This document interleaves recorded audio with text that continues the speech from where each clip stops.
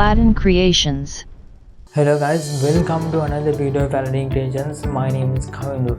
Today in this video we are going to discuss another type of anemia called Sideroblastic Anemia.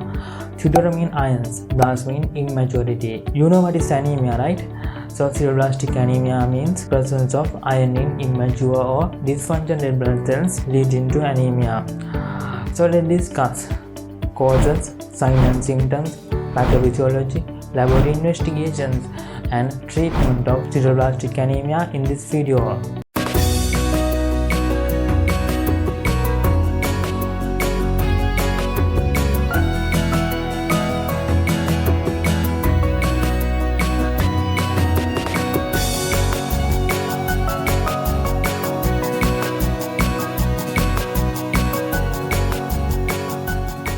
Etiology.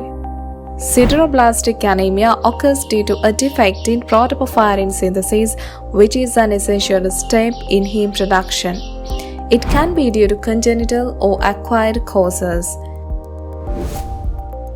Congenital sideroblastic anemia is caused by a genetic mutation which follows an X-linked pattern of inheritance. This makes boys more prone to get X-linked sideroblastic anemia. This particular genetic mutation causes iron buildup in the red cells. Acquired causes mainly include excessive alcohol usage, nutritional deficiencies like vitamin B6 and folate, which affect the mitochondria's ability to produce heme. Other causes of the acquired form of disease include lead poisoning, treatment of TB with isoniazid, zinc overdose, and myelodysplastic syndrome. Pathophysiology. All the above mentioned situations render the bone marrow unable to use iron even if iron is readily available.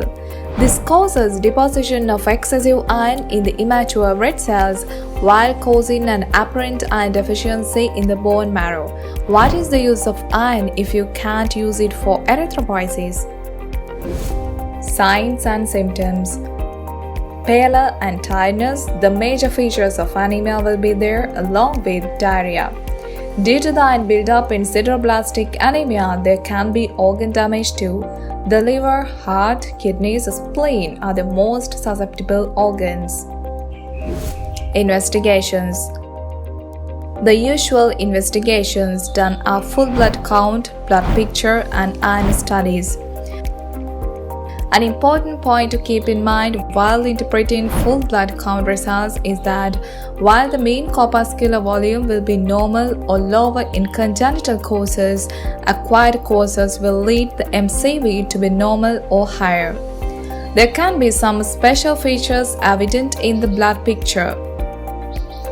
The most important feature is what gave this disease its name, the ring sideroblasts.